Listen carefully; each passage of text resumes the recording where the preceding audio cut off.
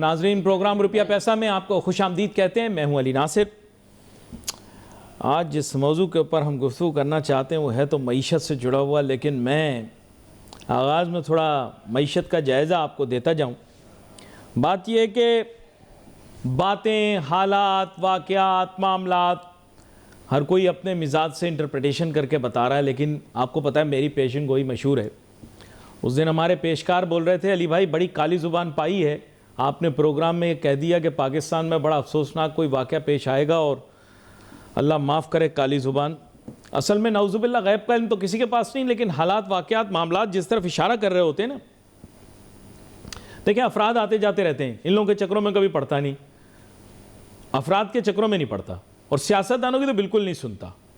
सही है, सियासतदान से मोहब्बत करना बिल्कुल ऐसा है जैसे बेवफा औरत से मोहब्बत कर लेना। वफा कर भी रहे नहीं, वफा करे भी तो इंसान के दिल में हमेशा शक रहता है, शक रहता है। नहीं, बुरा नहीं कहा मैंने आपको, मैंने वैसे बताया है कि इंसान के दिल में हमेशा शक रहता है, सवालिया निशान हर बात पर, हर अमल पे उठता रहता है। माजरत, लेकिन ये एक हकीकत है, हकीकत से इंसान पर्दा नहीं कर सकता, छुप नहीं सकता। अब हम आते हैं थोड़ा सा मुल्क की मईशत की जानिब और बात करते हैं आज के मौजू की जानिब। जो भी पेशकार ने टेक्सटाइल शोबे की जानिब इशारा किया है, टेक्सटाइल शोबा। अच्छा, टेक्सटाइल शोबे पर प्रोग्राम करते करते 2 दिहाइयों से ज़्यादा टाइम गुजर चुका है। हर दफ़ा इस ट्रेडिशनल एक्सपोर्ट सेक्टर के बारे में बात करते हैं, कारकर्दगी इनकी क्या है वो आप भी जानते हैं और मैं भी जानता हूँ। यकीन करें, इस मुल्क के अंदर मुझे किसी कारोबारी बिजनेसमैन फ़र्द पर एतबार और यकीन नहीं है।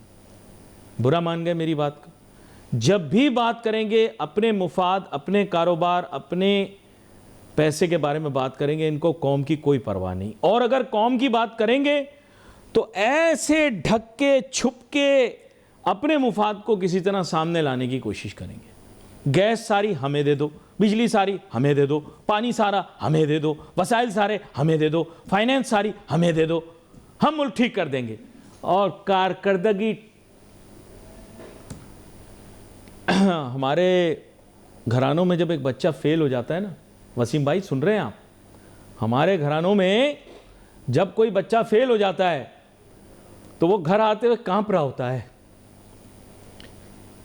कि अब माँ बाप मेरे साथ क्या करेंगे, घर वाले मेरे साथ क्या करेंगे। मैं तो इसके खिलाफ हूं, मैं बताऊंगा क्यों। लेकिन इन बिजनेसमैनों को देखो कैसे सीना ठोक के फिरते हैं, हर साल फेल होते हैं। एक्सपोर्ट फेल, टैक्सेशन फेल, और इन्हीं की वजह से फेल। मरात 100%, ट्यूशनें 100%, सारे पाकिस्तान के वसाइल चूस के भी कारकर्दगी 0। और आप इनके पास 5 मिनट बैठ जाएं, रो रो के हाँ हमारे साथ ये हो गया, हमारी एक्सपोर्ट नहीं बढ़ी, यार जल्दी से मेरी फॉर्च्यूनर लेकर आना यार, यार जल्दी से मेरी लेटेस्ट गाड़ी लेकर आना यार। हाँ, गाड़ियां इनकी बड़ी बड़ी, अय्याशियां बड़ी बड़ी, बच्चे बाहर घूम रहे हैं, बीवियां दुबई में शॉपिंग कर रही हैं, फैमिलियां बाहर रह रही हैं, पैसे सारे बाहर जा रहे, बड़ा फेल हो गए, हम फेल हो गए, बड़ा मुल्क बड़ा, देखे ना गवर्नमेंट कुछ नहीं कर रही। गवर्नमेंट कुछ नहीं कर रही, तुम्हारी गाड़ियां पूरी आ रही हैं, इंडियन आर्टिस्ट तुम्हारी बेटियों की शादियों पे नाच रहे हैं, शादियों पे तुम्हारी 36 डिशें ऑफर हो रही हैं, और तुम कह रहे हो हम एक्सपोर्ट नहीं कर सकते, गवर्नमेंट की पॉलिसियां ठीक नहीं है। यकीन करो ये फैमिली शो है, वरना जुबान से क्या क्या निकल जाता मेरे, आप सोच भी नहीं सकते। मेरे साथ बहुत ही अहम मेहमान शामिल गुफ्तगू हैं, लेकिन आज मैंने बिजनेस का ही मौजू ढूंढा है जज्बाती होने के लिए। आज ये बच नहीं पाएंगे। जनाब अतीक रहमान साहब, इक्तसादी और माशी तज्जियाकार, वेलकम करूँगा आपको शो में सर। बहुत शुक्रिया। वैसे तो आपका बड़ा मुफस्सिल तारुफ है, लेकिन आप मना करते हैं, आप कहते हैं नहीं मुझे आप तज्जियाकारी कहें तो बेहतर है। तो माजरत, थोड़ा जब भी मैंने तनकीद करनी होती है, क्योंकि आप सच्चे आदमी हैं, छुपाते नहीं हैं बात, हकीकत को तस्लीम भी करते हैं, गलती मानते भी हैं, और जहाँ गलती होती है दूसरे की वो बताते भी। सर मैं आपसे ये पूछना चाह रहा हूँ, is it possible that individual growth targets are met but business growth targets are not met? अगर बंदा एक पैलेशियल लग्जरी लाइफ लीड कर रहा है पाकिस्तान के अंदर और कह रहा है मेरी बिजनेस फेल है, मेरी एक्सपोर्ट ज़ीरो है, टेक्सटाइल सेक्टर दब गया, पिस गया, ख़राब हो गया, मैं इस खुले बाब को कैसे समझूं? मुझे बस ये समझा दें। अच्छा अली, बात कर लेते हैं हकीकत पे। जी और हकीकत ये है कि आपने जो बात की है ये आपका पॉइंट ऑफ व्यू है जी, और इसमें कहीं कहीं मैं आपसे एग्री कर रहा हूँ और कहीं कहीं आपसे एग्री नहीं कर रहा। ये तो मेरा हक है, प्रेरोगेटिव है। ऑफ कोर्स, बिल्कुल जो सच है मैं अपने हिसाब से। बात ये है कि अली, जब आप बात करते हैं एक्सपोर्ट्स के फेल्योर की तो हमें एक बात हरगिज़ नहीं भूलनी चाहिए कि कुछ डेफिसिट्स हैं हमारे पास। उन डेफिसिट्स का जिक्र आप अक्सर नहीं कर पाते। उसकी वजह यह है कि टॉपिक अपने सरकमफ्रेंस को महदूद करके रहता है। आपको इसको वाइड करना है और इसको वाइड करने के लिए हमने मना कब किया? आपको वाइड करने के लिए मैं आज मौजूद हूं और मैं आपके साथ बात करूंगा इस बारे में। एक्सपोर्ट की जो ग्रोथ नहीं हो रही या वो डेफिसिट में है तो वो सिर्फ एक डेफिसिट, उसका नाम है ट्रेड डेफिसिट। अगर हम ट्रेड डेफिसिट की बात करते हैं तो इससे लगे हुए निटेड जो दूसरे डेफिसिट्स हैं हमें उनको नहीं भूलना चाहिए। मैं उन 2-3 डेफिसिट्स के नाम आपके पास बोलूँगा और फिर आपकी बात का जवाब दूंगा कि किस तरह से क्या हो रहा है। देखिए, जहाँ ट्रेड डेफिसिट की बात है, ऑफ कोर्स आई एग्री कि we are into the trade deficit from years together and with every country, almost 2-4 कंट्रियों के अलावा, which is not a very good sign, number 1। Number 2, आप देखें कि आपके पास स्ट्रक्चरल डेफिसिट भी है। अब स्ट्रक्चरल डेफिसिट पे कभी हमने बात नहीं करी जो वजह बनता है ट्रेड डेफिसिट की, ठीक है। इसके अलावा आपके पास फिस्कल डेफिसिट भी है जिसको आप कभी कभी बजट डेफिसिट भी कहते हैं। एक और डेफिसिट ऐड हो गया, वो है आपका क्लाइमेट डेफिसिट, जो कि आपके 1% की जीडीपी की ग्रोथ को हर कैलेमिटी में खा जाता है।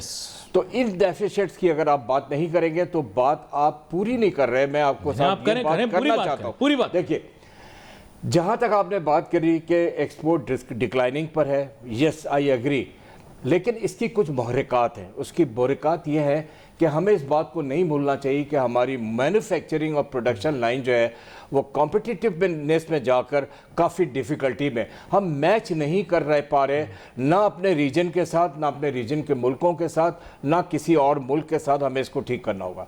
दूसरा क्या है कि हमारे पर टैक्सेशन है, 60% तो एक एक्सपोर्टर टैक्स दे देता है, हमको उसमें थोड़ा ईज करना होगा। इसके अलावा हमारी एनर्जी की कॉस्ट जो कि हम हर वक्त करते हैं, मैं जल्दी जल्दी बोल रहा हूँ, और गैस है, पानी की नाफरामी है और बहुत सारे, और सबसे बढ़कर जो है वो ये कि डिलैपिडेटेड इंफ्रास्ट्रक्चर, जिसमें मैं कराची का नाम लूँगा सबसे ज़्यादा, कि इसकी मेजॉरिटी इंडस्ट्रीज़ के बंद होने का सिर्फ एक ही राज है और वो राज ये है कि हम देख रहे हैं कि हमारा इंफ्रास्ट्रक्चर किसी तरह सही नहीं हो रहा। वो डिटोरिएशन से निकल कर डिलैपिडेटेड स्टेट पे पहुँच गया है और एक अजीब हाल है जिसमें आप इन तमाम चीज़ों को जब गड़बड़ करें तो आपको समझ में आता है कि yes there is a problem and cost of doing business is very expensive. Ease of doing business नहीं मिल रहा है। ये तो मेरी बात होगी एक्सपोर्ट से मुताल्लिक। अब आ जाए स्ट्रक्चरल डेफिसिट्स पे। देखिए, स्ट्रक्चरल डेफिसिट हमेशा सप्लीमेंट करता है और सपोर्ट करता है और इंडोर्स करता है उस डेफिसिट को जिसको आप ट्रेड डेफिसिट कह रहे हैं, यानी आपकी इंपोर्ट बढ़ती चली जा रही है और आपकी एक्सपोर्ट कम हो रही है। आप एंटिसिपेट करते हैं कि इंपोर्ट आपकी 5% होगी, वो 12 से भी ऊपर जा रही है। आप एक्सपेक्ट करते हैं कि आपकी एक्सपोर्ट 1.5% की ग्रोथ पर आएगी, वो 5% की ग्रोथ भी नहीं ले पा रही, या वो 5% की डिक्लाइन शो कर रही है आपको। तो ये सारी चीज़ें हैं जो बहुत सारी मुश्किल पैदा कर रही हैं। यही है स्ट्रक्चरल डेफिसिट, जिसमें रेवेन्यूज कम है और एक्सपेंडिचर्स ज़्यादा है। हमको देखना पड़ेगा कि वही बात जो अभी मैंने पूरी एक लाइन बताई कि ये तमाम प्रॉब्लम से हम कैसे ओवरकम करें, तो हम अपने स्ट्रक्चरल डेफिसिट से भी निकल जाएंगे और हम अपने ट्रेड डेफिसिट से भी फिर आ जाएं फिजिकल डेफिसिट या बजट डेफिसिट की तरफ। तो वो हर एक को पता है कि जब पूरा नहीं कर पाएंगे, जब कमाएंगे नहीं उतना, तो क्या धंधा करेंगे या क्या मुल्क को चलाएंगे। तो उसमें क्या होता है, हम बोरोइंग की तरफ जाते हैं और बेपनाह बोरोइंग कर रहे होते हैं और आज हमारे बोरोइंग के फिगर्स इतने हैं कि हमको देखकर होश उड़ जाए हमारा। ये ये एक बात है। इसके बाद फिर हम एक और डेफिसिट फील करते हैं जिसका मैंने जिक्र किया, वो है हमारा क्लाइमेट डेफिसिट। जब भी कोई कैलेमिटी आती है हम सबसे लीडिंग होते हैं। हमारा जीडीपी की ग्रोथ वैसी 2.4%, 3% से ज्यादा नहीं जा पा रही। उसमें से हम हर कैलेमिटी पे, हर क्लाइमेट प्रॉब्लम पे, हर एनवायरमेंट के प्रॉब्लम में 1% का जीडीपी जो है ना उसको माइनस कर देते हैं और हम और नीचे आ जाते हैं। ये तमाम चीजों को जब तक हम ओवरकम नहीं करेंगे, हम किसी को भी इल्जाम लगा लें, हम किसी को बोल लें, गवर्नमेंट को बोल लें, मैन्युफैक्चरर को बोल लें, एक्सपोर्टर को बोल लें, किसी को भी बोल दें, एक अजीब सी कॉम्प्लिकेटेड सिचुएशन है। इसका एक वे आउट निकालना होगा और उसका वे आउट है इंडस्ट्रियल पॉलिसी। इंडस्ट्रियल पॉलिसी बन गई है, आई नहीं है अभी तक। हम चाहते हैं जितने जल्दी हो इंडस्ट्रियल पॉलिसी बने। हमें पता हो कि हम 10 साल बाद इस इंडस्ट्री को कहाँ देख रहे हैं, या हम इस पे इन्वेस्टमेंट कर रहे हैं तो हमें पता हो क्या होगा। और जो वर्ल्ड बैंक ने अभी हमको कहा कि पाकिस्तान को 30 मिलियन जॉब्स हर साल एनुअली अपने अंदर पैदा करनी पड़ेगी, किसी ना किसी तरह लोगों को एम्प्लॉयड करना पड़ेगा, वरना मुश्किल सूरत हाल होगी। वर्ल्ड बैंक कंट्रीब्यूट कर रहा है हमारी इकोनॉमिक की ग्रोथ में, हमारी ह्यूमन ग्रोथ में, हमारी दूसरी चीज़ों में, साथ साथ IMF भी लगा हुआ है। तो ये सारी चीज़ें एक तरीके से हो रही हैं, लेकिन ये सब कुछ तभी पॉसिबल है जब हम अपने कारोबार को चलाने में कामयाब हो जाएं, और जिसमें हम ये कहें कि जब हम कमाएंगे नहीं तो कारोबार कैसे करेंगे। जब कमाएंगे तो कारोबार खूब करेंगे, लेकिन इसके लिए एक फ्रेमवर्क चाहिए। वो फ्रेमवर्क मेरे आपके पास है नहीं अभी, और वो मैंने कहा कि इंडस्ट्रियल पॉलिसी आ जाए तो वो क्लियर हो जाएगा। बाद में बात करूंगा कि एग्रीकल्चर से भी क्या आउटपुट ले सकते हैं, लेकिन अभी बात आपने एक्सपोर्ट की है तो मैं ये बात आपको बताना चाह रहा हूँ कि कसूरवार कौन है कौन नहीं है, लेकिन ये एक पूरा का पूरा जो गोरख धंधा एक सरकमफ्रेंस बन गया ना, ये सारे प्रॉब्लम्स इकट्ठे होकर क्या हो रहा है कि सबसे बड़ा प्रॉब्लम हमारे ट्रेड डेफिसिट का आ रहा है। उसमें क्या हो रहा है, रेवेन्यू, फॉरेन एक्सचेंज, सब पे प्रॉब्लम आया हुआ है। ये सारी बातें आपकी दुरुस्त मारी मैंने, और मैं तो कभी आपको इस पर इंटरप्ट कर ही नहीं रहा, लेकिन बात ये कि यानी ये सब set of problems issues Pakistan के लिए हैं, ये सब कंबोडिया के लिए नहीं है जो 80 की दिहाई में अंदरूनी और खाना जंगी की वजह से तबाह बर्बाद हो गया। आज उसकी एक्सपोर्ट हमसे ज़्यादा है। ये सब मतलब इश्यूज़ जो हैं इससे कम, मतलब ज़ाहिरी बात है हमारा कहना ये होगा कि इससे कम इश्यूज़ वियतनाम को होंगे जो 60 की दिहाई में तबाह हो गया, इंतशार का शिकार हो गया, बेड़ा उसका गर्क हो गया, उस पर वर्ल्ड की सुपर पावर ने हमला कर दिया। उनके सेट ऑफ प्रॉब्लम्स हमसे कम होंगे। हम ये सपोजिशन कर रहे हैं, उनकी एक्सपोर्ट हमसे कितनी ज़्यादा है। बांग्लादेश हम कहते थे, आपका तो खैर वहाँ से निस्बत ताल्लुक़ भी है, हम कहते हैं वो अब तो खैर दोस्ती हो गई हमारी, लेकिन जब दोस्ती नहीं हुई थी और उससे पहले भी हम कहते थे नाकारा लोग हैं, बेकार लोग हैं, अच्छा ये हमसे अलग हो गए, हम बच गए, वरना इनकी वजह से हमें बड़ी नुकसान होता। आज उनकी एक्सपोर्ट भी हमसे ज़्यादा है। यानी जितने डेवलपिंग कंट्रीज़ हैं इस वक्त, उनका सेट ऑफ प्रॉब्लम्स या पूल ऑफ प्रॉब्लम्स हमसे 100 गुना ज़्यादा है सर, और वो हमसे ज़्यादा एक्सपोर्ट करके दिखा रहे हैं, हमसे ज़्यादा इकोनॉमिक ग्रोथ करके दिखा रहे हैं। चाइना ऑन पेपर हमारे बाद आज़ाद हुआ है, चाइना ऑन पेपर हमारे बाद आज़ाद हुआ है, बाद में रियासत बना है।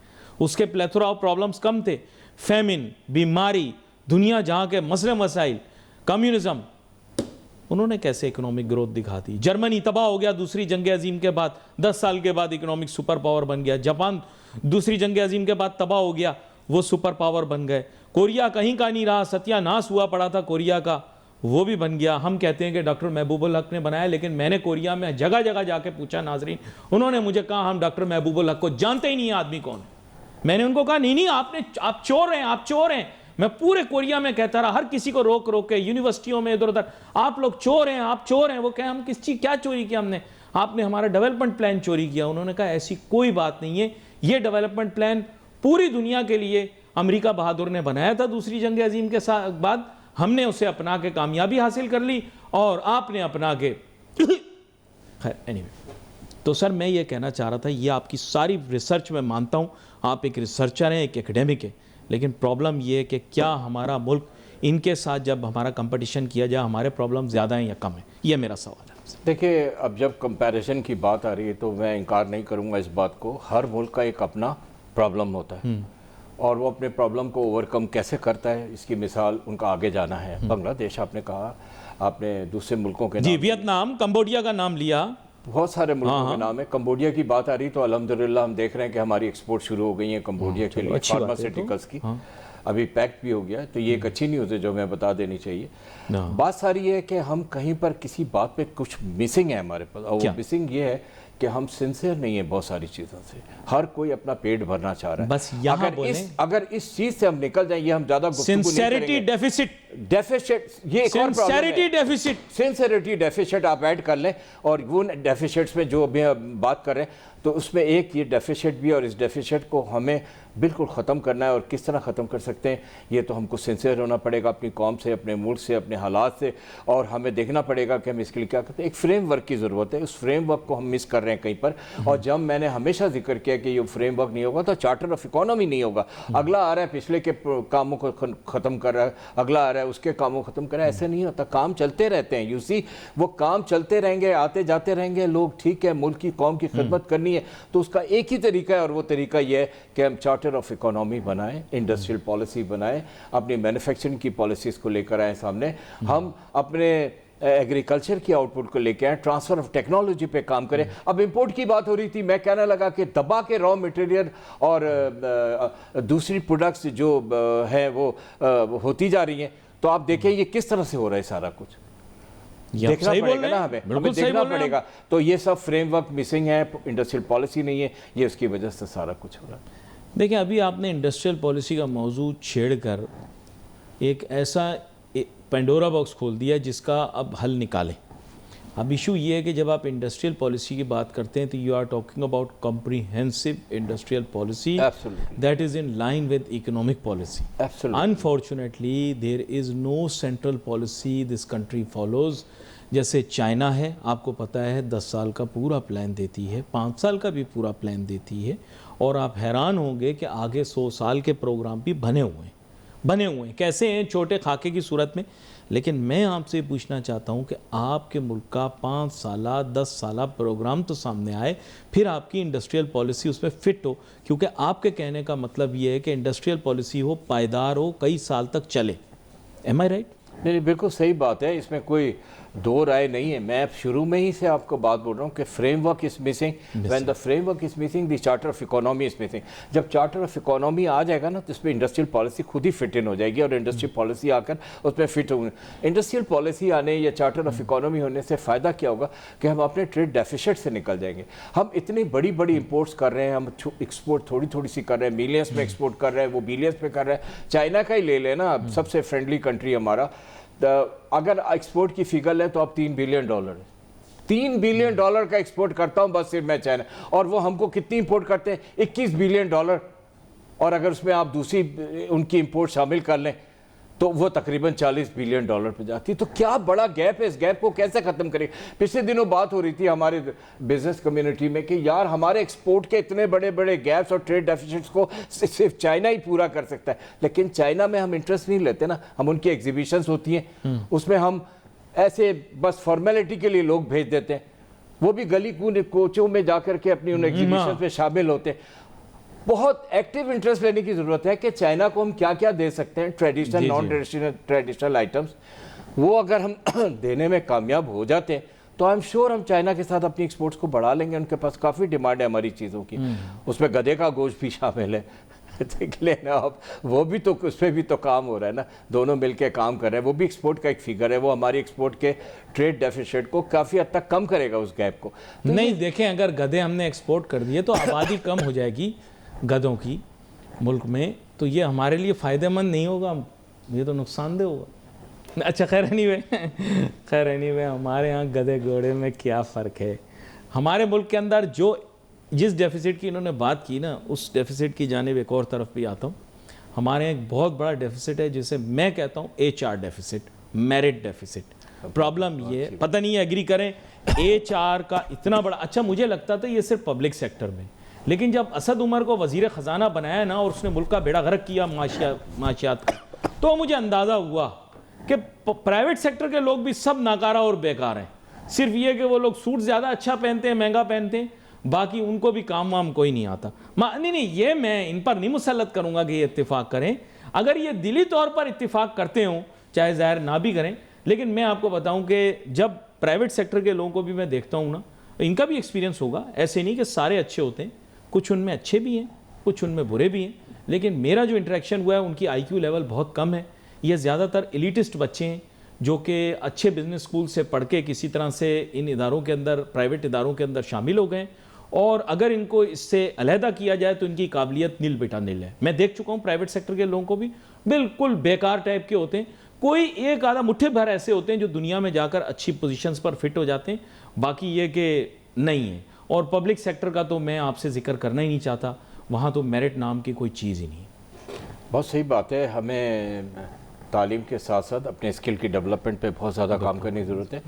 अगर हमारा स्किल डेवलप हो जाएगा तो ना सिर्फ ये कि हम अपने मुल्क में बहुत कारआमद होंगे, साथ साथ हम जो लोग बाहर जा रहे हैं उनकी भी काफ़ी वहाँ पे डिमांड होगी। तो इसमें बहुत सारे सेक्टर हैं जिस पे काम करने की ज़रूरत है। और देखिए स्किल डेवलपमेंट पे काम हो तो रहा है, लेकिन अगर आप उसको देखें तो 5% भी नहीं हो रहा, हमें उसको 100% पे करने की जरूरत है। ठीक है ना, जिस तरह हम बात करते हैं कि हमें अपनी एजुकेशन पे ध्यान देना है, एजुकेशन को आगे बढ़ाना है and easy access to education for all, तो मैं बोलता हूँ easy access to skill for all, हर एक को स्किल पे जाना है। ये सिर्फ जरूरी नहीं है कि इस हुनर को प्लम्बर और ड्राइवर और मैकेनिक सीखें, ये हर किस्म की स्किल है और उसको सीखने की जरूरत है। और अब तो टेक्नोलॉजी आ गई और गवर्नमेंट ने काफ़ी अच्छी बातें की हैं पिछले दिनों, ये AI पे और दूसरी चीज़ों पे, और उस पर कहते हैं कि काफ़ी इंसेंटिव्स वगैरह देंगे, तो वो भी एक बहुत बड़ी स्किल है जिसको डेवलप करना ज़रूरी है। बहरहाल ये सारी बातें अपनी जगह हैं, आपका पॉइंट जहाँ से शुरू हुआ वहाँ पे आते हैं वापस, और वो बात ये है कि हमारी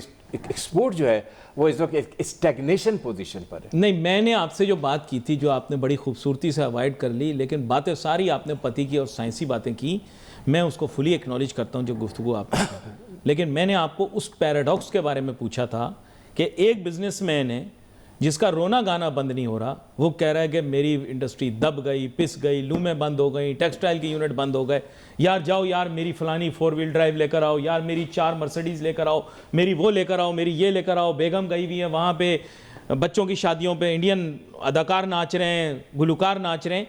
तो मैं ये जानना चाह रहा हूँ, प्लीज़ मुझे ये समझाएं आप, मुझे ये नहीं समझना, एक्सपोर्ट नहीं हो रही तो उसका धंधा कैसे चल रहा है, उसका घर चल रहा है, वो खुश है, पैसे उसके पास आ रहे हैं, हर साल उसकी दौलत में इजाफा हो रहा है, तो ये समझ नहीं आ रही मुझे, ये पैराडॉक्स समझ। नहीं आप ठीक है, आपका ये अपना, मैंने आपको शुरू में भी जवाब दिया कि ये आपकी सोच है, आपकी नजरिया है, शादी हाल सारे भरे हुए हैं, हम इसको इनकार नहीं कर सकते, म्यूजिक की महफिलें हो रही हैं, सही है, ये सब आपके ताजिर सनतकार का असर बिल्कुल। ये सवाल है इंसान के जहन में, असराफ हो रहा है कि ऐसा क्यों हो रहा है, ज़िया हो रहा है, किस तरह हो रहा है। तो बात सारी है कि अगर आप बड़े बिजनेसमैनों की बात करें तो मैं उनकी बात करने यहाँ नहीं बैठा हूँ, आपको पता है मैं एसएमईज को रिप्रेजेंट करता हूँ, मैं आपकी बात सुनूंगा बिल्कुल। जब मैं एसएमईज को रिप्रेजेंट करता हूँ तो मुझको इतना पता है कि एसएमईज का बुरा हाल है और वो तकरीबन वाइप आउट हो चुके हैं, उनका तो हाशर बिगड़ गया। मान गया। मैं नाजरीन एक चीज ये पूछना चाहता हूं कि ये ताजिर सनतकार आके बोलते हैं कि आवाम सादगी करे, गैस इस्तेमाल ना करे, बिजली इस्तेमाल ना करे, पानी इस्तेमाल ना करे, ताकि इनकी इंडस्ट्रीज चलें। कोई एक है नर का बच्चा जो इनको इंडस्ट्रीज को कह सकता है कि तुम अपनी बेटियों की शादियों के ऊपर गुलकार नचाना बंद कर दो, सादगी से कर दो जरा शादी? है कोई कहने वाला? नहीं है ना? समझ गया बात को मेरी? मेरा इशू उससे कतई नहीं है। मैं तो जानता हूं कि अतीक साहब पिछली दफ़ा भी इन्होंने मकाला पढ़ा था माइक्रोपोर्ट्स पे, इस दफ़ा भी मेरे ख्याल से जिस तरह की तैयारी इनकी है पाकिस्तान की इंडस्ट्रियल पॉलिसी पे भी मेरे ख्याल से इनको मकाला लिखना चाहिए। You should write a paper on this. Yes, I'm doing because it. I have not seen any businessman who has worked so hard in developing a framework, and at least he has been able to come up with a very comprehensive framework. I think this work should continue because universities और industry के दरमियान एक strong link होना चाहिए, और साथ साथ industrialist और बिजनेसमैन को खुद भी कोशिश करनी चाहिए कि वो इस तरह की चीज़ें करें। इन जैसे अगर और भी लोग आए सामने तो ज़रूर मुल्क की माशी पॉलिसी जल्दी बन जाएगी, इंडस्ट्रियल पॉलिसी भी बन जाएगी।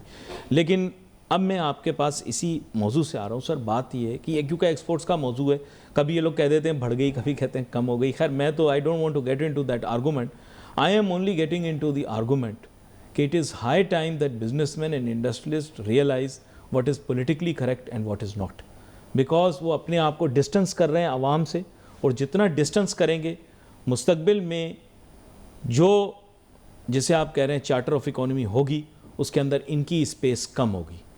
मेरे ख्याल से अगर ये अपना बिहेवियर ठीक नहीं करते तो इनको इम्पोर्टेंस भी गवर्नमेंट उतनी ही देगी जितना इसका बिहेवियर इजाज़त देता है, विद ऑल ड्यू अपॉलजीज।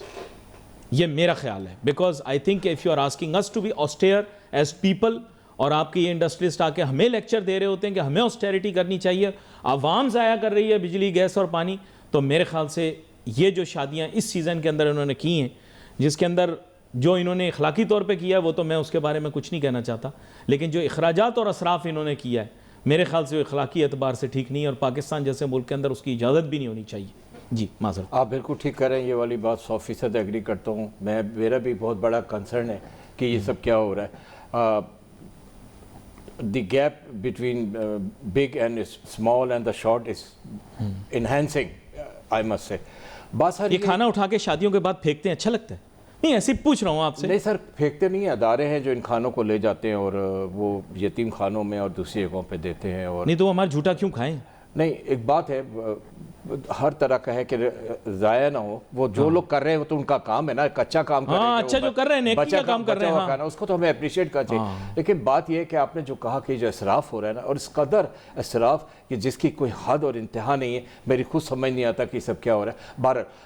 बात आ जाते हैं अपने टॉपिक के तरफ। तो मैं हमेशा एक बात आपसे कह रहा था और अभी फिर कह रहा हूँ, और आप कहेंगे कि आप हर प्रोग्राम में ये बात निकालते हैं कि जो आपके जो मुल्क के एसएमईज जंक यार्ड बन गए, इनको देखना पड़ेगा। मैं जंक यार्ड का लफ्ज़ इसलिए इस्तेमाल कर रहा हूँ कि आप देखें, ये मैं पहले कहता था कि एसएमईज हमारे वैनिश हो रहे हैं, इनको बचा लो, किसी तरह ख्याल कर लो। ये जितने प्रॉब्लम्स मैंने अभी एक्सपोर्ट पे बताए, ये सारे के सारे, देखिए एक्सेस टू फाइनेंसिंग में कहा जा रहा है कि इनके लिए काफ़ी इंप्रूवमेंट है, लेकिन हुई है कोई?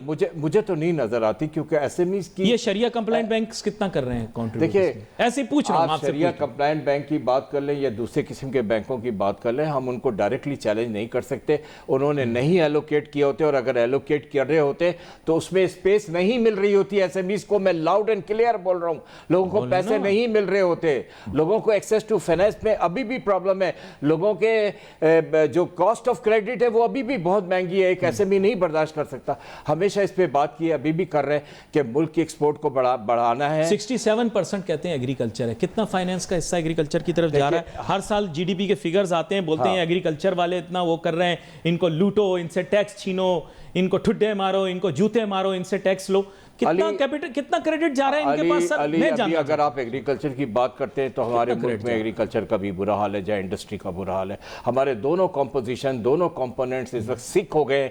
हमारी इंडस्ट्री भी सिक हो रही है, हमारी एग्रीकल्चर भी सिक हो रही है। बहुत ज़्यादा ध्यान देने की ज़रूरत है कि हम अपने दोनों के पोटेंशियल्स को आगे बढ़ाएं, इनको ग्रो करें। जीडीपी बगैर क्रेडिट के ग्रो कर सकती है? आप तो इस फील्ड के एक्सपर्ट हैं भाई, मुझे बताएं ना। नहीं, मैं आपको बताता हूँ कि एक मीनिंगफुल एक्सपेंशन की एंड मीनिंगफुल वर्क की ज़रूरत है। ये मीनिंगफुल का वर्क अगर होगा, मीनिंगफुल की स्पेस मिलेगी, तो ये दोबारा से ग्रो करेंगी हमारी चीज़ें और लोगों को। ये जो फाइनेंशियल इंक्लूजन के ऊपर इन्होंने 4-6 साल हमें लटकाए रखा, कभी फलां जगह बुला रहे, कभी फलां जगह बुला रहे, तकरीरें हमसे करवा रहे हैं, मेहनत हमसे करवा रहे हैं, बैंक आ रहे हैं सामने, ओहदेदार आ रहे हैं, आपकी भी तकरीरें सुन रहे हैं, नोट्स भी ले रहे हैं, अमल कितना किया? ये वक्त अमल कितना किया? देखिए अली, मैं फैक्ट पे बात करूंगा। फाइनेंशियल इंक्लूजन का ढोल बहुत बजा है इस मुल्क में, लेकिन फाइनेंशियल इंक्लूजन एज सच मुझे नज़र नहीं आया कोई इतना बढ़ता हुआ अभी आप बात कर लें, अभी वीमेन फाइनेंशियल इंक्लूजन पे बात हो रही है, वीमेन एम्पावरमेंट पे बात हो रही है, लेकिन ढाक के दो पात उनको क्या मिल रहा क्या है? और कॉटेज इंडस्ट्री के मेमार होती है खातून। आज कॉटेज इंडस्ट्री मेरी बैठ गई है यार, मेरी कॉटेज इंडस्ट्री नजर नहीं आती। क्यों? उस गरीब के पास बिजली का बिल देने का पैसा नहीं है। पार्लर बुटीक के अलावा कोई काम नहीं करे वो, बस मैं मतलब सर ये कोई बिजनेस मॉडल है? Parlour boutique. दुनिया में आप देखें खवातीन कितना काम करती हैं, मर्दों के पैरेलल चलती हैं, लेकिन उनको इंसेंटिव्स मिलते हैं, उनको इंकरेजमेंट मिलता है। मैं फिर वही बात करूंगा कि एसएमईज की बात करते करते मैं इस बात पे आ गया कि वीमेन एम्पावरमेंट में आप क्या इंकरेजमेंट देते हैं, सिवाय इसके कि हम बहुत बड़ी बड़ी तकरीरें कर रहे हैं आजकल वीमेन एम्पावरमेंट, तकरीरें और तकरीबें, बस उसके अलावा कुछ नहीं। आप नहीं, मैं वैसे बोल रहा हूँ। देखें, मेरे ख्याल से इनकम सपोर्ट प्रोग्राम जो है, इट इज़ जस्ट अ मॉर्सेल जो आप किसी के मुंह में डालते हैं।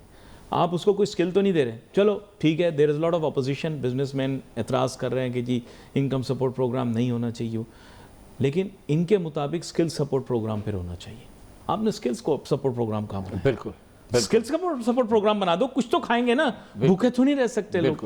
तो सर फिर स्किल सपोर्ट प्रोग्राम बना लें। बिल्कुल, हमने तो एतराज नहीं किया। बहुत जरूरी है, बहुत जरूरी है। तो आप इस तरह क्या है ना, कई डेफिशिएटों से बच जाएंगे, प्रॉब्लम से बच जाएंगे। और जो ये मैं बात कर रहा हूँ कि एसएमई का इतना बुरा हाल है, वो हाल थोड़ा सा इंप्रूव होना शुरू हो जाएगा, जिंदगी मिल जाएगी और फिर दोबारा से एक जगमगाहट आ जाएगी। और ये आपको ये इस एक्सपोर्ट की जिसकी बात हम कर रहे हैं, चाहे किसी का भी एक्सपोर्ट हो, किसी भी आइटम का एक्सपोर्ट हो, इसके पीछे छुपे हज़ारों एसएमईज। ये एसएमईज काम करते हैं तो फिर एक्सपोर्ट बढ़ती हैं, फिर मशीनें चलती हैं, फिर कारखाने दुनिया में चलते बड़ी हैं, इज्जत है फिर जनाब export स्मॉल बढ़ती है। बिजनेस की। अमेरिका में आप बोलते हैं मैं स्मॉल बिजनेस हूं, आपको जितनी इज्जत मिलेगी आपकी सोच है, आपको हर तरह का एक्सेस मिलेगा, हर तरह के फ्री टूल्स मिलेंगे, आपको बिजनेस ट्रेनिंग होगी, आपकी स्किल सेट को इंप्रूव किया जाएगा, चाहे आप एंटरप्रेन्योर ही क्यों ना हो। आप खुद कोई स्किल नहीं आता आपको, लेकिन आप लोगों को एम्प्लॉय कर सकते हैं, इसलिए वो लोग आप पर इतना टाइम देते हैं, इतना पैसा खर्च करते हैं। This is remarkable. हाँ? हमें ये सीखना चाहिए। अच्छा, अमेरिका की मिसाल तो बहुत दूर की मिसाल उन्होंने है। कहा ईज ऑफ डूइंग बिजनेस। अगर आप स्मॉल बिजनेस हैं तो मैं आपको सच बताऊं इतना आराम है, तभी तो पाकिस्तानी वहां जाकर पंप खोल रहे हैं और ये कर रहे हैं, सब सारे कारोबार बहुत कर रहे बड़ी मिसाल दी। असल बात ये, और आप ये देखें कि हमारे रीजन में भी, हमारे फार ईस्ट की कंट्रीज में भी आप देखें एसएमईज की फरोख। मैं हमेशा कहता हूं आप देख लें बहुत, I agree, खवातीन और हजरात, मर्द औरत दोनों मिलकर काम कर रहे हैं और खूब काम कर रहे हैं। थाईलैंड की फिश मार्केट को आप नहीं भूल सकते, सब्जियों की मार्केट जो दरियाओं में बनी हुई है उनको आप नहीं भूल सकते। वो एसएमई का सबसे बड़ा एग्जाम्पल है।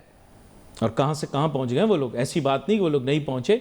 और मैं आपको हैरानकुन बात कहूंगा कि ये जो फ्रूट्स वेजिटेबल्स वाली मार्केट है, एक तो ये है ना कि जो ये यूरोप एक्सपोर्ट करते हैं, मज़े की बात ये बहुत सारे पाकिस्तानियों ने यहाँ पर भी एक्सप्लोर किया, अपने बड़े बड़े सेटअप्स लगाए हुए हैं यहाँ पर। वो यहाँ पे नुमाया नहीं है लेकिन वहाँ पर उन्होंने काम शुरू किया है। और जैसे ये बता रहे हैं वहाँ पर ईज़ ऑफ डूइंग बिजनेस है भाई, ईज़ ऑफ डूइंग बिजनेस। मैं आपको सच बताऊँ, मैं हैरान हुआ, थाईलैंड में मैं एक जगह पर गया तो वहाँ बहुत सारे स्टॉल थे। मैंने दुकानदार से कहा, मैंने कहा आप क्या बेच रहे हैं, मैं ख़रीदना चाहता हूँ। तो उसने मुझे इशारों से बात की। मैंने कहा इशारों से क्यों बोल रहे हो, बोलो ना। तो उसने दिखाया बैज, उस बैज पे लिखा हुआ था कि बोल नहीं सकता, बोल नहीं सकता। ये मार्केट हमारे लिए बनाई गई है, बताइए। जो बोल नहीं सकते, जिनको कोई ऐसी स्पेशल लोग जो हैं उनके लिए अलहदा मार्केट बनाई हुई है। वो कह रहा है कि साहब मैं बोल नहीं सकता, और चीज की कीमत उसके ऊपर, वो पूरा उसके पास पर्चा था, उसने कहा चीज की कीमत उस पर लिखी हुई है, आप जो चीज उठानी है लेनी है आप ले लें और पैसा यहां रख दें। बोल नहीं सकता, आपसे निगोशिएट नहीं कर सकता। उसने कहा हैगल नहीं कर सकता लड़ाई। हमने बोला ना 10 की दे दो, 5 की दे दो। उसने कहा माजरत, बोल नहीं सकता, हैगल नहीं कर सकता, ये कीमत है। देखो मैं हैरान, क्या बात है। ऐसे एग्जाम्पल्स हर जगह होते हैं, हमारे यहाँ भी होंगे यकीनन। 5 लोगों के लिए बनाया भी काफी काम होता है इन सब चीजों कर रहे हैं, बेइंतहा काम हो रहा है। मरियम साहबा ने वो बना दिए अच्छे सेटअप्स, ये बात है, काम कर रही हैं मरियम साहबा, ये बात है। बिल्कुल बिल्कुल बिल्कुल करें ना सर, प्लीज आप इनको एक्टिवेट करें। ये क्या कर रहे हैं, ये हमारे कमर्शियल बैंक मुनाफे कमा कमा के पागल हो गए। यकीन करें शिटॉक एक्सचेंज इन्होंने उठा के आसमान पर पहुंचा दिया। इनको हमारी जरूरत नहीं है, हमारे बैंक को नहीं, वो तो गवर्नमेंट बोरोइंग में और गवर्नमेंट लैंडिंग में काफी कम अपना कामयाबी हासिल कर चुके हैं। तो जब वो वहां से इतना कुछ कर लेते हैं, उनको हमारे लोग जैसे एसएमईज जैसे लोग, छोटे ताजिर, छोटे दुकानदार नजर नहीं आते। नहीं, वो कहते हैं इनके पास कोलेट्रल भी नहीं है ना। नहीं, हर जगह कोलेट्रल नहीं होता, सिक्योरिटी नहीं है, हर जगह कोलेट्रल नहीं होता। आप उसको मॉर्गेज करके दे दो। अमेरिका में मॉर्गेज बना के देते हैं ना, तभी तो कर रहे हैं। उनके पास पैसा होता है जो यहाँ से बाहर से पैसा पकड़ा था माइक्रो फाइनेंस के नाम पर, वो कहाँ गया? हाँ। ऐसे ही पूछ रहा हूं आपसे। नहीं, याद होगा आपको, बड़ा बहुत दुनिया की सबसे महंगी माइक्रो फाइनेंसिंग होती है। अगर आप मार्कअप का रेट माइक्रो फाइनेंस में यहाँ ले ले तो आपके सोचों से होश उड़ जाए। है वो एक्सप्लॉयटेशन है। देखो ना, ये गलत है ना। देखो गरीबों से इसका मतलब ज्यादा लो, ये दिस इज रॉन्ग। देखिए एनजीओ लेवल्स पे जरूर काम हो रहा होगा, लेकिन अगर बैंकिंग सेक्टर पे आप जाके देखें तो आपके माइक्रो फाइनेंसिंग में कोई इतना बहुत कहे कि वाह कितना बड़ा काम हो रहा है, कितनी बड़ी मदद हो रही है, कितना बड़ा फरोग देने की कोशिश की जा रही है। एक गरीब को उठाने की कोशिश करी कि उसका ठेला गिर गया, टूट गया, तो चलो उसको पैसे दे रहे हैं कि आपको पता है ग्रामीण बैंक जो है वो कितना बांग्लादेश के जीडीपी को बढ़ाया करता था परसेंटेज पॉइंट्स में। देखो इसीलिए उसको जो है ना नोबेल प्राइज मिला है, 1 नंबर नोबेल प्राइज मिला है, मांग के नहीं मिला। लेकिन हमारे यहाँ भी हमारे यहाँ भी अखुवत जैसे माइक्रो फाइनेंसिंग हो रही है, उसको मैं तो सलाम करता हूँ एनजीओ लेवल। लेकिन आपने बताया ना जी, जिस तरह वो लोग काम करते हैं, ये भी जब आपने नाम लिया वहाँ का, तो हमारे यहाँ करें नाम ले लें। सारी दुनिया में उनका इदारे में काम, उनके एग्जाम्पल दुनिया में जहाँ लिए जाते हैं, लोग सर पकड़ के बैठ जाते हैं, हैरान हो जाते हैं कि ऐसा काम कर रहे हैं, ऐसा काम हो रहा कैसे, और ऐसा काम हो रहा है अल्हम्दुलिल्लाह। ये पाकिस्तान में अच्छे लोग भी हैं। मैंने ये कब कहा? मैंने कब कहा कि पाकिस्तान में अच्छे लोग नहीं हैं? मैं ये सिर्फ कह रहा हूँ तादाद कम है। हाँ। तादाद कम है। देखें, बहस तो इस बारे में तो हो ही नहीं सकती। पाकिस्तान में इतने फलाई इदारे काम करते हैं। मैं आपको सच बता रहा हूँ, पाकिस्तानी ऐसे नरम दिल लोग हैं, ऐसे करना चाहते हैं नेकी का काम। मैं आपको बताऊं, आप एक मैसेज डालें किसी की मदद का और फिर आप देखें कैसे पाकिस्तानी आगे बढ़ेंगे। स्ट्रक्चर नहीं है, फ्रेमवर्क नहीं है। फ्रेमवर्क दे दो please, give us a framework to work in. अभी ये जो 4-5 नुक्ते बताए, देखो साइंटिफिक बुनियादों पे इनकी बात मुझे क्यों अच्छी लगी, साइंटिफिक बुनियादों पे बात की है, हवाई बातें नहीं की, यूं वो फलां, एक फ्रेमवर्क बनाया है। अभी ऐसे है, ये स्ट्रक्चरल डेफिसिट है, इस तरह का डेफिसिट है, सारे डेफिसिट्स आइडेंटिफाई करती है कि भाई ये है, इस सबको एड्रेस करें ना। बैठेंगे नहीं, कभी नहीं बैठेंगे, फोटोएं खिंचवाएंगे, वही बात मैं कहता हूं। फोटोएं खिंचवाएंगे। वही तो मैं कहता हूं कि फोटोएं सिर्फ ट्रेड खिंचवाएंगे। डेफिसिट पे बात नहीं करो, इसके साथ लगे हुए दूसरे डेफिसिट से उन पे भी बात करो, फिर ट्रेड डेफिसिट खुद ब खुद ठीक हो जाएगा। मैंने तो आपको इसीलिए नहीं रोका, मैंने कहा आप बोल रहे हैं कैनवस बढ़ाओ, मैंने कहा और बड़ा कर लो कैनवस। बात करें कैनवस बढ़ा के बात करें आप, सही है। कैनवस फैला दें। सरकमफ्रेंस आप कह रहे थे ना, ये यानी इसके माने ये होते हैं कि दायरे का माप बढ़ा दें और बड़ा कर दें। हम तो खुद कहते हैं दायरे का माप बढ़ा दें, है ना। तो आप मल्टी सेक्टर एक्सपोर्ट के बारे में बात करें, मैंने तो नहीं मना किया। ये तो टेक्सटाइल वाले कहते हैं कि हम एक्सपोर्टर हैं, बस हमारे से ही बात करो। मैंने तो नहीं कहा मल्टी सेक्टर। आपने इनको देखा होगा, जिस प्लेटफॉर्म पे जाते हैं कहते हैं एक्सपोर्ट तो सारी हम ला रहे हैं, ये नॉन ट्रेडिशनल सारी फेल है। आप मुझे बताएं इस प्रीटेक्स के ऊपर एक्सपोर्ट बढ़ सकती है अगर आप की आर्गूमेंट ये हो कि नॉन ट्रेडिशनल हो ही नहीं सकती, नॉन ट्रेडिशनल नहीं हो सकती पाकिस्तान में। नहीं, फिर इनकी बात मान लेते हैं। क्यों नहीं हो सकती? ट्रेडिशनल नॉन ट्रेडिशनल दोनों की अपनी पोजीशन है, दोनों की अपनी अहमियत है। बात सारी यही है कि वैल्यू एडिशन करके आपको काम करने की जरूरत है सिंसियरिटली। आप उसको ट्रांसफर ऑफ टेक्नोलॉजी पे लेकर आए ना, दो बातें मैं करता हूँ, वो खुद ब खुद इंप्रूव हो जाएंगी। नहीं, आप टेक्नोलॉजी के ट्रांसफ़र के ऊपर, हमारे लोग बोलते हैं कि हम वही 25 साल पहले वाले बिजनेस करेंगे। देखो सर, अगर टेक्नोलॉजी सही ना होती तो आप मुझे सच बताएं कि China is one of the biggest exporter of the world, of course, but we have to realise almost like 300 trillion. So how do they do it? I ask myself, how do they do it? They remain abreast with the technology. Technology का पीछा कहीं नहीं छोड़ा। देखो, हम वही traditional leather के पीछे पड़े रहे, हमारी लेदर इंडस्ट्री ख़त्म हो गई। उन्होंने क्या किया, लेदर ऑल्टरनेटिव निकाल लिया। आज भी उनके पास लेदर इंडस्ट्री पे होल्ड है, मैं बता दूं, लेदर आज भी चाइना के कंट्रोल में। लेकिन उन्होंने क्या किया, लेदर ऑल्टरनेटिव निकाल ली। जैसे आप पहले आर्टिफिशियल लेदर, अब उनका आर्टिफिशियल लेदर की क्वालिटी आप चेक करो, आप बता नहीं सकते ये लेदर है या आर्टिफिशियल लेदर। बिल्कुल बिल्कुल बिल्कुल सही बात। लेदर की मार्केट भी उन्हीं के पास है, ऐसी बात नहीं कि उनके पास नहीं है। हर चीज उनके पास, मार्केट भी उनके पास है। टेक्सटाइल की हम बात करते हैं, टेक्सटाइल आपको पता है पॉली बेस्ड या मैन मेड मटेरियल्स के अंदर उनकी जो स्पेशलाइजेशन है आप सोच नहीं सकते। Today they are not cotton dependent, लेकिन आप ये मत भूलें कि उनके यहाँ कॉटन होती है और टेक्सटाइल में भी वो एक प्लेयर है। अब वो उतने बड़े प्लेयर नहीं है जितने पहले थे, लेकिन ये याद रखिए कि वो आज भी प्लेयर है। तो सर टेक्नोलॉजी के साथ चल रहे हैं। आप बताएं, माइक्रोचिप नहीं थी ना, अब माइक्रोचिप के ऊपर भी काम शुरू कर दिया। एआई नहीं थी ना, अभी इन्होंने एआई का जिक्र किया, एआई पे भी काम शुरू कर दिया। सर वैसे ऐसे ही पूछ रहा था, एक ऐसा मुल्क जो एआई को भी अडॉप्ट करने के लिए तैयार नहीं है, ब्लॉकचेन को अडॉप्ट करने के लिए भी तैयार नहीं है, टेक्नोलॉजी को अडॉप्ट करने, उसकी एक्सपोर्ट कहाँ जाएगी? आप मुझे सच बताओ। ठीक है, कुछ करें ना sir. these are the problems जिस पे बात की जाती है, और आज भी आपने काफ़ी खुल के बात की है, और अच्छा है कि इस पे बात की जाए। इंशाल्लाह ये चीज़ें बेहतर हो जाएंगी। एक बात जो करना चाहता था वो ये थी कि आप देखें कि फ्री ट्रेड एग्रीमेंट EU के साथ कर लिया पड़ोसी मुल्क ने। हाँ, उन्होंने कर लिया, मैं यही आपको कहने वाला था। ठीक है, और उसकी वजह से क्या हो रहा है कि अब चाइना से ज़्यादा सस्ती चीज़ें यूरोप की वहाँ पे मिला करेंगी और इनकी चीज़ें वहाँ मिलेंगी। हमें भी कुछ इसी तरह यूरोपियन यूनियन के साथ करना चाहिए। आपको मिला तो हुआ है GSP+, ठीक है, लेकिन हमें और आगे बढ़ के काम करने की ज़रूरत है, और वो इस तरह है कि हमें भी कोई ऐसा तरीका निकालना चाहिए जहाँ पर हम यूरोप पे जो हमारी पेनिट्रेशन है वो कमज़ोर ना पड़े और ख़त्म ना हो। ये भी एक, जब आप बात कर रहे थे ट्रेड डेफिसिट की, तो ये बात सामने आ रही थी कि हमें यूरोपियन यूनियन पे काफ़ी काम करने की ज़रूरत है, और वो हमारे साथ काम करना चाहता है, ऐसा नहीं है। लेकिन तो ये हाइम टैक्स पे गए हैं, कह रहे हैं वहाँ तो जाले लगे हुए थे हाइम टैक्स पे।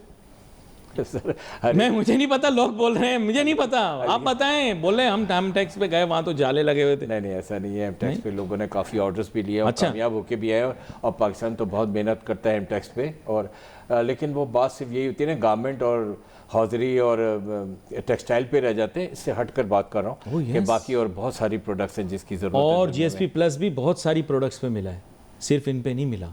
ये पिछली दफ़ा भी इन्होंने हाईलाइट किया था कि इसको स्टडी करने की ज़रूरत है, और भी बहुत सारी चीज़ें, बहुत सारी प्रोडक्ट्स हैं, बहुत सारी प्रोडक्ट्स हैं, इट्स नॉट ओनली टेक्सटाइल। और मैं आपको एक बात बताऊं, पाकिस्तान के अंदर जो एज है, अभी देखिए दुनिया AI की तरफ मूव कर रही है, टेक्नोलॉजी की तरफ, हमारी एज है एग्रीकल्चर। अगर हम एग्रीकल्चर पे फोकस करें, बेहतर टेक्निक्स लेकर आएँ, एग्रीकल्चर के ज़रिए हम रेवोल्यूशन ला सकते हैं इस मुल्क के अंदर, एब्सोल्युटली, लेकिन हमारी तवज्जो एग्रीकल्चर की तरफ ज़ीरो है, हमारी कोई प्लानिंग नहीं है। एब्सोल्युटली, हमारे जैसे मुल्क जिसकी 67% लोग क्लेम करते रहे, अभी शायद 50% हो रूरल पॉपुलेशन जो कि एग्रीकल्चर डिपेंडेंट है, उसका इतना लैक ऑफ फोकस एग्रीकल्चर के ऊपर मैंने दुनिया में कहीं नहीं देखा। सीड डेवलपमेंट में प्रोग्रेस ज़ीरो।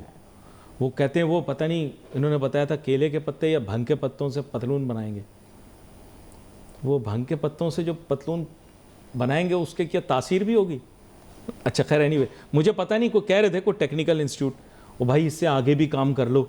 आपके मुल्क के अंदर आपको पता है एडिबल ऑयल की शॉर्टेज है, आपने अभी तक एडिबल ऑयल पे कोई काम नहीं किया। ऑलिव ऑयल, आप ऑलिव उगा रहे हो, बहुत अच्छी बात है, लेकिन ये आपकी 5% रिक्वायरमेंट भी मीट नहीं करेगा। कैनोला पे आपने क्या काम किया, हमें नहीं पता। कॉर्न ऑयल पे आपने क्या काम किया, हमें नहीं पता। सूरजमुखी से जो तेल निकलता है सेहत के लिए बहुत अच्छा है, उस पर क्या काम किया? सर ये आपको मैं सच बताऊं, एग्रीकल्चर में एडिबल ऑयल पे काम करे सर, करे। देखिए पाम ऑयल पे काम हुआ है, लेकिन पानी की शॉर्टेज की वजह से वो पानी के बगैर नहीं हो सकता। हमारे दोस्त ममालिक ने हमारी बड़ी हेल्प की, मलेशिया ने, इंडोनेशिया ने, पाम ऑयल की ठट्टा वगैरह के करीब सारा कुछ हुआ, पानी नहीं है, पानी नहीं। लेकिन आप देखिए कि सैलिनिटी भी है हमारे यहाँ काफ़ी, देखिए, और उस पर फिर इनको जाना चाहिए एक्वाकल्चर पे। सैलिनिटी में कि पानी डालो और एक्वाकल्चर करो, नमक तो अल्लाह की तरफ से आया हुआ। तो हम चूंकि शॉर्ट ऑफ फिशेज हैं इन आवर ओशन, तो हमें अब बहुत ज़्यादा एग्रीकल्चर उस पर एक्वाकल्चर पे काम करना चाहिए। और एक्वाकल्चर पे काम करेंगे तो हमारे मुल्क की जो फिशिंग की रिक्वायरमेंट है वो भी पूरी हो जाएगी फिशेस की, और साथ साथ हम एक्सपोर्ट भी कर सकेंगे, जिसमें हम थोड़े पीछे हो गए। ये जो नुक्ता इन्होंने हाईलाइट किया है नाज़रीन, ये इसलिए ज़रूरी है क्योंकि अब तो ये लार्जली ब्लू इकोनॉमी के पैरामीटर में आ रहा है, जो मेरी अंडरस्टैंडिंग है। और एक्वाकल्चर ये पाकिस्तान के लिए उन इलाकों के लिए आइडियल है जहाँ पे ब्रैकिश या सॉल्ट वाटर, यानी सॉल्ट एक्यूमुलेट ज़्यादा हो गया पानी के अंदर, जैसे सेम कह लें आप, तो कह लें वहाँ वो इम्पैक्टेड एरिया, नमक डालने की जरूरत ही नहीं है, नमक वाला जमीन है, पानी डालो, उसको बनाओ, वहाँ पे एक्वाकल्चर करो, मछलियाँ पैदा करो। अब यहाँ पर कर रहे हैं, आप सिंध में श्रिम्प फार्मिंग वगैरह शुरू हो गई है। पंजाब में ज़्यादा कामयाब है, पंजाब में तो बहुत सारी चीज़ें ज़्यादा कामयाब हैं, तवज्जो ज़्यादा है वहाँ पर लोगों की। वहाँ पर मैं आपको ये भी बता दूँ कि वहाँ बहुत सारी ऐसी फ़िश स्पीशीज़ हैं जिनकी इतनी तेज़ी से वहाँ पर ग्रोथ हो रही है, बल्कि चैलेंज बन गया ये उनके लिए कि लोगों ने इतनी ज़्यादा फिशरीज़ के अंदर काम शुरू कर दिया है, क्योंकि मछली आपको पता है खुराक का एक हिस्सा है। Pakistan is not a fish eating country, Pakistan is neither a rice eating country. Pakistan has the potential. Many countries that I had mentioned before, Vietnam is a seafood exporter. It's also fresh, जैसे fresh water fish exporter भी, ये भी मैं आपको बता दूँ मुझे, जो मैंने सुना है। And there are other countries also within Southeast Asia who are doing this and earning tremendous amount of income. Indonesia का इन्होंने नाम लिया, इंडोनेशिया के अंदर lot of farming takes place. In fact, they have interesting techniques where they use these creatures in rice farms for killing pests, and after that they consume. Fishes भी छोड़ देते हैं, मैं सुना क्रैब्स भी छोड़ देते हैं, थाईलैंड में भी बहुत होता है। खैर एनीवे, हमारे यहाँ कोई इनोवेटिव टेक्निक्स नहीं है, मैंने विलेजेस में नहीं देखी, आपने देखी तो मुझे बता दें। मैं अनफॉर्चुनेटली मैंने नहीं देखा। थोड़ा सा काम हमारे प्रोविंस में और भी हो रहा है कि आप देखें कि जहाँ पे हम एक्वाकल्चर पे काम कर रहे हैं, वहाँ हम देखें कोस्ट लाइन पे भी फार्मिंग शुरू हो गई। यस, मैं आपको ये न्यूज़ बता रहा हूँ, और ये बहुत कामयाब फार्मिंग हो रही है हमारी, जिसमें आप बहुत सारी चीज़ें ऐसी उगा रहे हैं जो कोस्ट के तरफ से हमें सपोर्ट मिलने की वजह से वो हम कामयाब हो रहे हैं इसमें, तो जा रहे हैं आहिस्ता आहिस्ता चीज़ों की तरफ। और आपने बहुत अच्छी बात कही और बिल्कुल अग्रीड है कि एग्रीकल्चर पे हमें बहुत ध्यान देने की जरूरत है। अभी मैं एक सस्टेनेबिलिटी कॉन्फ्रेंस भी अटेंड कर रहा था कहीं पे, शायद आपने भी सुना हो, शहर में हुई थी बहुत बड़ी, उसमें सब कंपनियाँ बताती रही हम ये कर रहे हैं, हम वो कर रहे हैं, हम ये कर रहे हैं। मैंने जहन में सोचा, मैंने कहा एनवायरनमेंट पे काम करना तो गवर्नमेंट की डोमेन है, ये लोग क्या उखाड़ लेंगे, क्या बना लेंगे। इतने ज़्यादा फंड्स पाकिस्तान को मिले हैं, पाकिस्तान के सी शोर, सी साइड को प्रोटेक्ट करने के लिए, मेरीन लाइफ को प्रोटेक्ट करने के लिए, जो फ्यूचर के अंदर जिसे आप कहते हैं फूड सिक्योरिटी इंश्योर करती है उन एरियाज़ के अंदर जहाँ समुद्री मखलूक हो। तो वो पैसे कहाँ गए, मैं पूछना चाह रहा था। वो मिलते हैं बाहर के इदारों से, नहीं पूछना? अच्छा खैर नहीं, जाने तो क्या क्या नहीं पूछूं यार, क्या क्या नहीं पूछूं। सिंसेरिटी डेफिसिट इस मुल्क को खा गया, यकीन करो। ये इन्होंने बोला ना हम सिंसियर हो जाएं, यकीन करें इस मुल्क के लोग इस मुल्क से सिंसियर ही नहीं है। कल कानून पास करो दोहरी शरीयत मना, कोई दोहरी शरीयत नहीं रख सकता पाकिस्तान के अंदर, कोई भी नहीं रख सकता, कोई रख ही नहीं सकता। वरना अपनी किताब के अंदर ये लिखना बंद कर दो कि हम एक नजरियाती मुल्क है। नजरियाती लोगों के दो नजरिए नहीं हो सकते। नजरियाती ममालिक का एक ही नजरिया होता है। और जिस दिन आप ये डुअल सिटीजनशिप बंद कर दोगे, किसी को बाहर नहीं जाने दोगे, किसी सरकारी अफसर नहीं बनने दोगे जो डबल सिटीजन होगा, डुअल सिटीजन होगा, उसके बीवी बच्चों को इजाजत नहीं दोगे कि वो डुअल सिटीजन हो, यकीन करो ये मुल्क ठीक हो जाएगा। जिस दिन आप सरकारी अफसरान, मिनिस्टरों को मजबूर कर देंगे कि वो सरकारी स्कूल के अलावा कहीं ना पढ़ा सकें बच्चे को, यकीन करें उस दिन आपकी तालीम का मेयार कहीं से कहीं पहुंच जाएगा। यह मैं आपको बता रहा हूं। आप लिख के मैं देता हूं, आप कानून पास कर दो कि हर सरकारी अफसर, हर पब्लिक सर्वेंट, हर पब्लिक रिप्रेजेंटेटिव अपना इलाज सिर्फ और सिर्फ सरकारी अस्पताल में करवा सकता है, प्राइवेट अस्पताल में इजाज़त ही नहीं इलाज कराने की।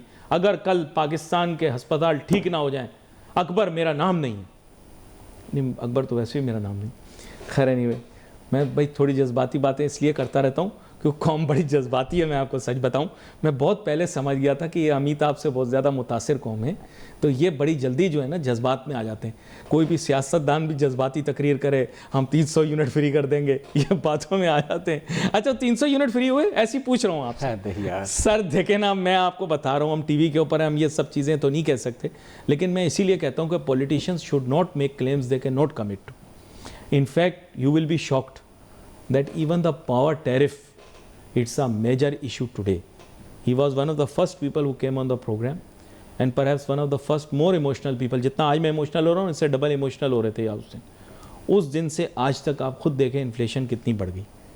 इन्होंने तो सिर्फ एक, आप तो एक जिससे आप कहें ना, आपने एक बीगल बचाकर ये बताया था कि ये नहीं चलेगा। These huge tariffs are the main cause of inflation. They are the, और आप देखें कि आप सैलरीड क्लास से 35 से 40% टैक्स लेते हो और साथ में फिर वो जाके इनडायरेक्ट टैक्सेस, जो चीज़ वो खरीदता है उस पर टैक्स दे रहा होता है, जो चीज़ खरीदता है उस पर टैक्स दे रहा होता है, उसका तो जीना ही मुश्किल कर दिया। बिजली का बिल, उसमें एनर्जी कॉस्ट से अगर देख ली जाए तो सर खुद please justify how people can pay 40%, 30% of their salaries in electricity bill. देखिए आप, नॉट पॉसिबल। और आप सोने पे सुहागा देखिए कि अब नेट मीटरिंग विड्रॉ, तो इसका मतलब अब सोलर की तरफ अट्रैक्शन नहीं है। आप कोई कल तो सीधी हो ना, कोई सिरा तो पकड़ें। अब आप कह रहे थे अगर आप कल इंडस्ट्रियल पॉलिसी बनाने बैठेंगे कि आप सबसे पहले पावर टैरिफ नहीं देखेंगे, सच बताएं, मेन है ना, देखेंगे कि नहीं देखेंगे? अगर आप कहेंगे इसको रिव्यू करो तो क्या जवाब मिलेगा? IMF की इजाज़त के बगैर नहीं हो सकता। तो आप बताएं फिर हम आगे how can we take the next step. Gas का टैरिफ था, आपने 2-3 दफ़ा इसके बारे में बात की, मैंने प्रोग्राम के अंदर कई मरतबा बात की। सर गैस को ले लें, बगैर गैस के आप कर सकते हैं इंडस्ट्रियल पॉलिसी डिवाइस? नहीं हो सकता। पानी को ले लें, पानी को ले लें, हाँ, इंटरेस्ट रेट को ले लें। अब ये सब चीज़ें इंडस्ट्रियल पॉलिसी में आएंगी नहीं आएंगी? इंटीग्रेटेड इंडस्ट्रियल पॉलिसी में सारी चीज़ें आएंगी। अब मैं आपको सच बताऊं, एक साहब बैठे थे अगले दिन जैसे ये बता रहे हैं, उन्होंने कहा इंडस्ट्रियल पॉलिसी में प्लीज़ लैंड प्राइसेस को भी ले आएँ अली भाई। मैंने कहा क्यों? कह रहे इंडस्ट्री लगाने के लिए हमें ज़मीन कहाँ मिलेगी? आपका ख्याल से हम क्या रेगिस्तान में जाके लगाएंगे? मैंने कहा भाई आप लोगों के लिए इकोनॉमिक अलहदा एरियाज़ बनाएं, इंडस्ट्रियल एरियाज़ बनाएं। कह रहे हैं अली भाई कराची शहर के अंदर तो इंडस्ट्री लगाने के लिए ज़मीन नहीं ख़रीदी जा सकती। मैंने कहा क्यों नहीं ख़रीदी जा सकती? कह रहे अगर आप रेट सुनेंगे तो आपके कान खड़े हो जाएंगे। अब आप मुझे बताएं, ये सब चीज़ें आपको कहनी पड़ेंगी ना। These are the problems. अच्छा SEZs हालात क्या हैं, इनसे पूछ लें क्या हालात हैं SEZs के, ये तो बड़े क्लोज रहते हैं इस मामले के। तो अतीकुर रहमान साहब, बात यह कि फिर इंडस्ट्रियल पॉलिसी की बात करेंगे तो फिर बैठ के ये बातें भी करनी पड़ेंगी ना। आप लोगों का तो नुक्ता सबसे पहले आके एनर्जी टैरिफ पे रुकेगा। Absolutely. बगैर इसके तो कुछ मांगेंगे नहीं ना आप, और कोई रास्ता नहीं है, और तो कोई चीज़ आपने मांगनी नहीं है, इन्होंने ना कोई चीज़ देनी है। बिल्कुल। आप बोलेंगे हमें एनर्जी दो, पावर दो, पावर इनके पास है नहीं। सोलर इन इंडस्ट्रियलिस्ट ने सोलराइज कर दिया। यहाँ अगर मेन रोड पे आप चले जाइए, इंडस्ट्रियल एरिया हमारा है कोरंगी का इंडस्ट्रियल एरिया, इस पर आप चले जाइए दाहिने बाइने, आपको छतों के ऊपर टोटल सोलर दिखेगा। तो आप मुझे बताएं कि अगर उनको मराहत न दी जाती, Pakistan is the number 1 importer in the world for solar, आपको बताएं, because of these problems only. तो आप मुझे बताएं कि कैसे अब मैनेज होगा। इंटीग्रेटेड एनर्जी पॉलिसी भी तो होनी चाहिए, इस पर भी तो मैंने आपने एक दफ़ा बात की थी, शिपिंग पॉलिसी पे बात की थी। जी जी, आप बताएं किस पे बात नहीं की, किस पे बात थी, तो कहाँ रह गया? आप मुझे बताएं ना, सारी चीज़ें तो वहाँ रह जाती। We are still at the square one. आप मुझे बताएं, अभी SME की आपने बात की, अब ये इंटीग्रेटेड जब तक नहीं होगा, इंटीग्रेटेड सिस्टम बनाएं। आप कहते हैं ना AI लाएंगे, आप AI लाएंगे तो इसमें AI लेकर आएँ। आप एआई से फैसला करें कि मुल्क की पॉलिसी क्या होनी चाहिए। मैं आपको यकीन से बता रहा हूँ, एआई वो पॉलिसी बनाएगा जो सियासतदानों को, पार्लियामेंटेरियंस को, बड़े सनतकारों को बिल्कुल कबूल नहीं होगी, क्योंकि वो मेरिट की बुनियाद पर ले आएगा और वो बता देगा कि मुल्क की रिसोर्सेज कहाँ लगनी चाहिए और आप वहाँ नहीं लगाएंगे। वो असराफ आपको नहीं करने देगा, एआई आपको असराफ नहीं करने देगा, मेरिट की तौहीन नहीं करने देगा। इसीलिए आप लोग एआई से नफरत करते हैं, इसीलिए आप कहते हैं एआई बुरा है। क्योंकि एआई से जब आप सवाल पूछोगे ना कि बताओ इंडस्ट्रियल पॉलिसी बनाओ, पाकिस्तान का पावर टैरिफ क्या होना चाहिए, वो बोलेगा 9 सेंट, आप बोलेंगे नो नो। गलत बोल रहा हूँ? 14 नहीं, हम वो अगर बोल दे तो आप मना कर सकते हैं उसे, वो तो एआई है भाई। वो अगर आपको बोल दे कि आपका पावर टैरिफ जो है 9 सेंट होना चाहिए वरना आपकी एक्सपोर्ट नहीं बढ़ेगी। हाँ। अच्छा, आप एआई से ना अभी सब लोग फोन उठा लें, एआई से पूछ लें ये वाला सवाल, जो मैं गलत कहूँ तो आप एआई से पूछेंगे पाकिस्तान के अंदर पावर टैरिफ क्या होना चाहिए in order for sustainable economic growth. ये सवाल आप लोगों के लिए, ये आईफोन में मौजूद है, इससे पूछ लें कि for sustainable economic growth Pakistan का पावर टैरिफ क्या होना चाहिए। जो जवाब मिले वो फेसबुक के अंदर हमें मैसेज बना के भेज दें। ये फेसबुक का पता स्क्रीन के ऊपर चल रहा है। आपका बहुत शुक्रिया, आप शो में हमारे साथ शामिल हुए। नाज़रीन, बड़ा अहम नुक्ता सामने आ गया, मसनूई जहानत वाला। मसनूई जहानत से पूछ लें कि मुल्क की मईशत को तरक्की के लिए क्या चाहिए, पूछें आर्टिफिशियल इंटेलिजेंस को। ये देखें, यहाँ तो बहुत सारे लोग हैं, उन्होंने फ़ोन भी निकाल लिए। भाई पूछ लो, ये याद रखना, जवाब उसका जो आएगा वो फिर हमको बताना पड़ेगा और फिर ऐसा ना हो कि उस पर अमल भी करवाना पड़ जाए, क्योंकि वो तो मेरिट की बुनियाद पे बात करेगा। आप लोगों को तो एआई ना पसंद है, लेकिन अगर एआई ने सच बात कर दी तो फिर फंस जाएंगे। एआई की ट्रेनिंग में झूठ बोलना तो है नहीं। हाँ, दीवानी पागलपन की बातें वो कभी कभी करता है एआई, ऐसी बात नहीं है। तस्वीर कुछ तो बना कुछ और देता है, वो भी छेड़छाड़ करता है, कहता है साहब मुफ्त में बैठे मेरे से खेल रहे हो, आ जाओ ज़रा तुम्हें भी किसी और जगह पे ले जाऊं। घुमाता फिराता रहता है, पूरी चौरंगी घुमा के फिर वापस लाता है। ये भी बात है, एआई भी अक्लमंद आदमी को पसंद करता है, वरना घुमाता इतनी चौरंगियाँ कि बंदा परेशान हो जाता है कि मेरे साथ क्या हुआ। लेकिन ये बुनियादी सवालात हैं। मैं तो अभी वैसे कह रहा था, पावर टैरिफ का सवाल एक बुनियादी सवाल है। मुल्क में माशी कारकर्दगी बेहतर करने के लिए ये चीज़ें एड्रेस करनी पड़ेंगी। क्यों ना इन टेक्नोलॉजीज़ को अपने मुफाद में इस्तेमाल किया जाए, इनको और बेजा इस्तेमाल करने के बजाय सिस्टम्स बनाए जाएँ। पाकिस्तान आगे चल के अपना, ये मैं बड़ी अहम बात कर रहा हूँ नाज़रीन, 30 सेकंड के अंदर, पाकिस्तान को अपनी आइसोलेटेड ग्रिड बनानी पड़ेगी, पाकिस्तान को अपना ऑपरेटिंग सिस्टम बनाना पड़ेगा, पाकिस्तान को इंडिजिनस नेटवर्क बनाना पड़ेगा ताकि खुदा न खास्ता हमारा दुश्मन मैली आंख से कभी हमारे इंटरनेट या हम पर कोई साइबर हमला ना कर सके। पाकिस्तान को अपनी ब्लॉकचेन बनानी पड़ेगी, जिस ब्लॉकचेन के ऊपर मुस्तकबिल में अगर कोई भी काम क्रिप्टो या जो भी डिजिटल करना हो वो अपना करेगा। पाकिस्तान को इंटरनेट का एक खाका ऐसा बनाना पड़ेगा जो सिर्फ हमारे अपने मुल्क के लिए होगा। खुदा न खास्ता अगर दुनिया से राब्ता इंटरनेट के ज़रिए मुनक़ता हो तो लोगों का राब्ता इंटरनेट से मुनक़ता ना हो। समझ में आई? जब आ जाएगी तो फिर हम इस पर अमल शुरू कर देंगे। We wait for message on Facebook. Ali Nasir, हमारी टीम को इजाज़त दीजिए। अल्लाह हाफ़िज़।